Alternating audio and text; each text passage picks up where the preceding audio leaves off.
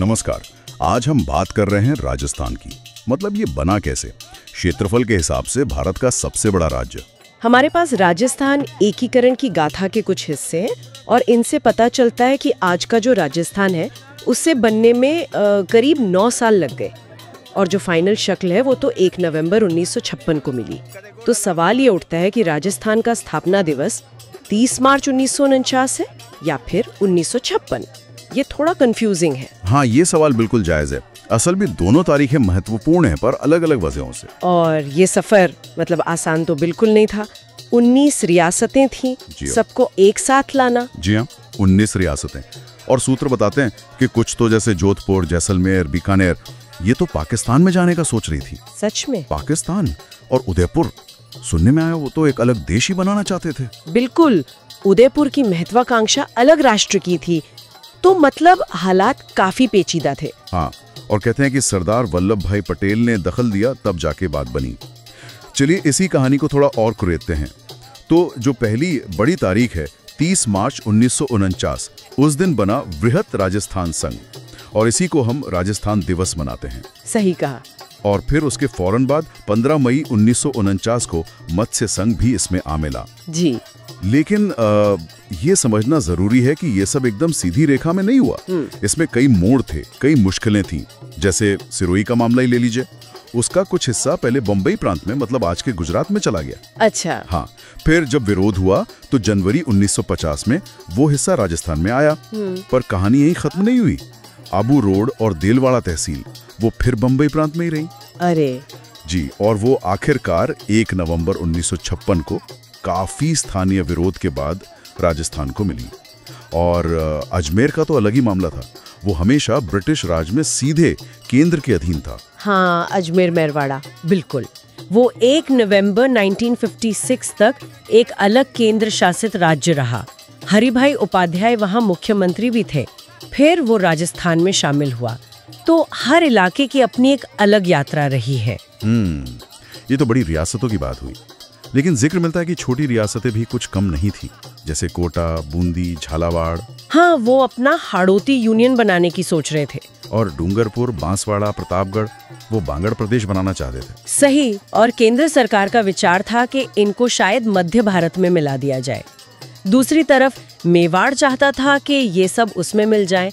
मतलब एक तरह का खिचड़ी पक रही थी। बिल्कुल, हर कोई अपनी खिचड़ी पका रहा था। यकीनन सब अपने अपने हितों को देख रहे थे। लेकिन इन सब अलग अलग योजनाओं के बीच एक आम भावना भी थी। वो क्या थी? वो थी एक संयुक्त, एक एकीकृत राजस्थान की। और ऐसा लगता है कि इसी जन भावना के दबाव में केंद्र सरकार को आखिर में भले टुकड़ों में सही ये राज्य बनाना पड़ा। जनता की आवाज यहाँ काफी अहम रही। अच्छा, और वो मत्स्य संघ वाली कहानी वो तो और भी नाटकी लगती है। हाँ, वो तो है ही। मतलब आजादी के वक्त अलवर के राजा तेज सिंह थे। फिर 30 जनवरी 1948 को गांधी जी की हत्या हुई और इल्जाम लगे। हाँ, इल्जाम गंभीर थे। सूत्रों के अनुसार शक की सुई अलवर की तरफ गई। कहा गया कि हत्यारे का संबंध अलवर के प्रधानमंत्री थे डॉक्टर NV खरे, जो हिंदू महासभा से जुड़े थे और शायद राजा से भी। ओहो। जी। और अलवर प्रजा मंडल ने तो सीधे सीधे राजा तेज सिंह और डॉक्टर खरे पर हत्या में शामिल होने का आरोप लगा दिया। यहाँ तक कहा गया कि जो पिस्तौल इस्तेमाल हुई वो अलवर से आई थी। बाप रे। फिर क्या हुआ? इसी के बाद सरदार पटेल ने एक्शन लिया। फरवरी 1948 में राजा तेज सिंह और डॉक्टर खरे दोनों को दिल्ली बुलाकर एक तरह से नजरबंद कर दिया गया और अलवर का प्रशासन केंद्र ने अपने हाथ में ले लिया। मामला बहुत बढ़ गया था। और फिर पटेल खुद अलवर गए थे शायद फरवरी के अंत में। जी हाँ, 25 फरवरी 1948 को। और वहाँ उन्होंने वो भाषण दिया जो बहुत मशहूर हुआ। हाँ, वो जिसमें उन्होंने कहा था राजपूतों की तलवार से ज्यादा भंगी की झाड़ू बड़ी है। यही था ना? बिल्कुल यही। और जब कुछ राजपूत सरदारों ने इस पे आपत्ति जताई तो पटेल का जवाब और भी तीखा था। क्या कहा उन्होंने? उन्होंने कहा कि वो या तो शेरों को, मतलब राजपूतों को, बकरी बना देंगे या फिर बकरियों को, यानी जनता को इतना ताकतवर बना देंगे कि वो शेर बन जाए। मतलब सीधा संदेश था कि अब जनता का राज होगा। हाँ, ये पटेल की रणनीति थी। वो जनता की ताकत को पहचान रहे थे और उसका इस्तेमाल कर रहे थे। इसी माहौल में बहुत तेजी से 10 मार्च 1948 को अलवर, भरतपुर, करौली और धौलपुर को मिलाकर मत्स्य प्रदेश बना दिया गया। इतनी जल्दी? जी हाँ, और उसका उद्घाटन 17 मार्च 1948 को भरतपुर में हुआ। NB गाडगिल ने किया क्योंकि पटेल उस समय थोड़े अस्वस्थ थे। अच्छा। और एक और दिलचस्प बात, उद्घाटन से ठीक पहले भरतपुर के जाट समुदाय ने अपना सत्याग्रह भी किया था। गाडगिल ने अपने भाषण में एक तुलना भी की थी। उन्होंने कहा कि राजाओं का राज्य सौंपना ऐसा है जैसे कोई अपना बेटा गोद देता है, मतलब अंत में राज्य का ही भला होता है।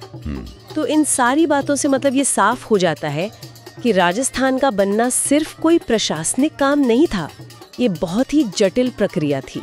हाँ बिल्कुल। इसमें रियासतों की अपनी इच्छाएं थीं, राष्ट्रीय नेताओं के खासकर सरदार पटेल के पक्के इरादे थे, स्थानीय राजनीतिक दबाव थे, और तो और गांधी जी की हत्या जैसी घटनाओं का भी असर था। कोई पाकिस्तान जाना चाह रहा था, कोई आजाद रहना चाहता था, कोई छोटे छोटे संघ बनाना चाहता था। सब तरफ अलग अलग विचार थे। और आखिरकार जैसा कि सूत्र बताते हैं, इन सब के ऊपर जनता की एक होने की इच्छा, एक एकीकृत राजस्थान की चाहत, वो भारी पड़ी। बिल्कुल। तो आज के लिए एक विचार के साथ छोड़ते हैं। जरा सोचिए, अगर सरदार पटेल जैसे नेता ने कुछ प्रमुख रियासतों की शुरुआती हिचकिचाहट या उनके जो वैकल्पिक प्लान थे, जैसे पाकिस्तान में जाना या छोटे संघ बनाना, उन पर सख्ती से लगाम ना लगाई होती, तो आज हमारे देश का, भारत का नक्शा कितना अलग दिख सकता था।